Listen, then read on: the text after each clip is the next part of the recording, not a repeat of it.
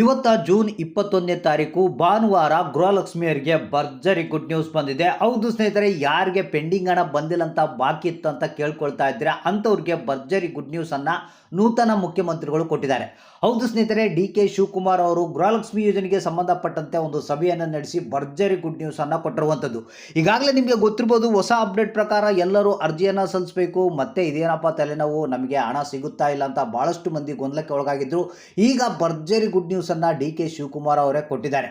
ಸ್ನೇಹಿತರೆ, ಇನ್ನು ಮುಂದೆ ಯಾವುದೇ ರೀತಿಯ ಅರ್ಜಿಯನ್ನು ಸಲ್ಲಿಸುವಂಥ ಅವಶ್ಯಕತೆ ಇಲ್ಲ. ನೇರವಾಗಿ ನಿಮ್ಮ ಖಾತೆಗಳಿಗೆ ಹಣ ಬರುತ್ತೆ. ಇಲ್ಲಿವರೆಗೆ ಯಾರಿಗೆ 2 ಕಂತು 3 ಕಂತಿನ ಹಣ ಬಂದಿದ್ದಿಲ್ಲ, ಇವತ್ತಿನಿಂದನೇ ನಿಮ್ಮ ಖಾತೆಗಳಿಗೆ ಹಣ ಜಮಾ ಆಗುತ್ತೆ. ಹಾಗಾದ್ರೆ ಬನ್ನಿ, ಇದ್ರ ಬಗ್ಗೆ ಲೇಟೆಸ್ಟ್ ಆದಂಥ ಅಪ್ಡೇಟ್ ಅನ್ನು ತಿಳಿಸ್ಕೊಡ್ತಾ ಇದ್ದೀನಿ. ಯಾರಿಗೆ ಇನ್ನೂ ಹಣ ಬಂದಿಲ್ಲ ಸರ್ ಅಂತ ಕೇಳ್ತಾ ಇದ್ರಿ, ಪ್ರತಿಯೊಬ್ಬರು ವಿಡಿಯೋನ ಪೂರ್ತಿಯಾಗಿ ನೋಡಬೇಕು. ಆದಷ್ಟು ಮಂದಿಗೆ ಈ ಒಂದು ಮಾಹಿತಿಯನ್ನು ಇಮಿಡಿಯೇಟ್ಲಾಗಿ ಶೇರ್ ಮಾಡಬೇಕು. ಸ್ನೇಹಿತರೆ, ನಿಮಗೆ ಗೊತ್ತಿರ್ಬೋದು, ಏನು ಮುಖ್ಯಮಂತ್ರಿಗಳು ಚೇಂಜ್ ಆದರು, ಡಿ ಕೆ ಶಿವಕುಮಾರ್ ಅವರು ಹೊಸದಾಗಿ ಒಂದು ಸೀಟಿಗೆ ಬಂದರು.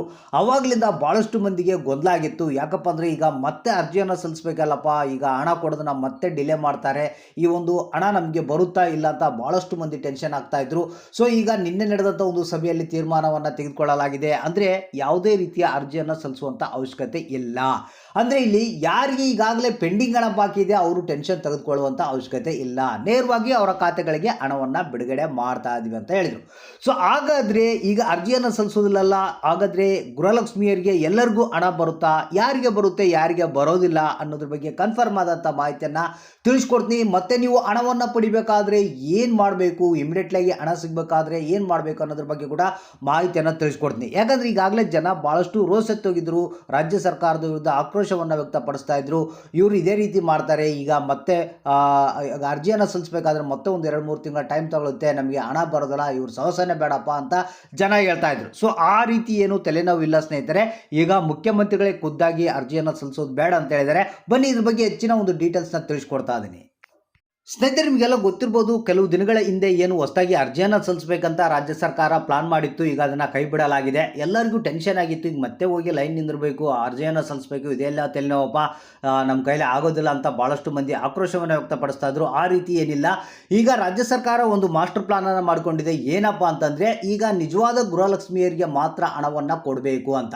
ಸೊ ಅದಕ್ಕಾಗಿ ಏನು ಮಾಡ್ತಾ ಇದೆಯಪ್ಪ ಅಂತಂದರೆ, ಈಗ ರಾಜ್ಯ ಸರ್ಕಾರ ಮನೆ ಮನೆಗೂ ವೆರಿಫಿಕೇಷನ್ ಮಾಡ್ತಾ ಇದ್ದಾರೆ. ಅಂದರೆ ಮನೆ ಮನೆಗೂ ಬಂದು ವಿಸಿಟ್ ಮಾಡಿ ಇವರು ಒರಿಜಿನಲ್ ಫಲಾನುಭವಿಗಳು ಹೌದಾ ಅಲ್ಲ, ಫಲಾನುಭವಿಗಳು ಅದರ ಇಲ್ಲ, ಏನು ಮರಣ ಹೊಂದಿದಾರ ಅಂತ ಈ ರೀತಿಯಾದಂಥ ಒಂದು ವೆರಿಫಿಕೇಷನನ್ನು ಮಾಡ್ತಾ ಇದ್ದಾರಂತೆ. ಅಂದರೆ ಇನ್ನು ಕೆಲವೇ ದಿನಗಳಲ್ಲಿ ಈ ಒಂದು ವೆರಿಫಿಕೇಷನ್ ಸ್ಟಾರ್ಟ್ ಆಗುತ್ತೆ. ಮನೆ ಮನೆಗೆ ಬಂದು ವಿಸಿಟ್ ಮಾಡ್ತಾ ಇದ್ದಾರೆ.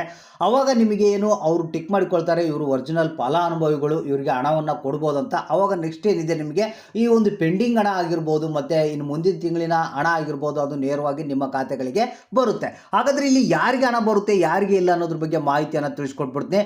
ಸ್ನೇಹಿತರೆ, ಇಲ್ಲಿ ಯಾರು ಗೃಹಲಕ್ಷ್ಮಿಯರು ಫಲಾನುಭವಿಗಳು ಮರಣ ಹೊಂದಿರ್ತಾರೆ ಅಂಥವ್ರಿಗೆ ಹಣ ಕೊಡೋದನ್ನ ಬಂದ್ ಮಾಡ್ತಾರೆ. ಅಂದರೆ ಹಣ ವೇಸ್ಟ್ ಆಗಿ ಪೋಲ್ ಆಗ್ತಾ ಇತ್ತು, ಆ ಒಂದು ಹಣವನ್ನು ಬಂದ್ ಮಾಡ್ತಾರಂತೆ. ಯಾರು ಗೃಹಲಕ್ಷ್ಮಿಯರು ಮರಣ ಹೊಂದಿರ್ತಾರೆ ಅವ್ರನ್ನ ಲೀಸ್ಟ್ಲಿಂದ ಕೈ ಬಿಡಲಾಗುತ್ತಂತೆ.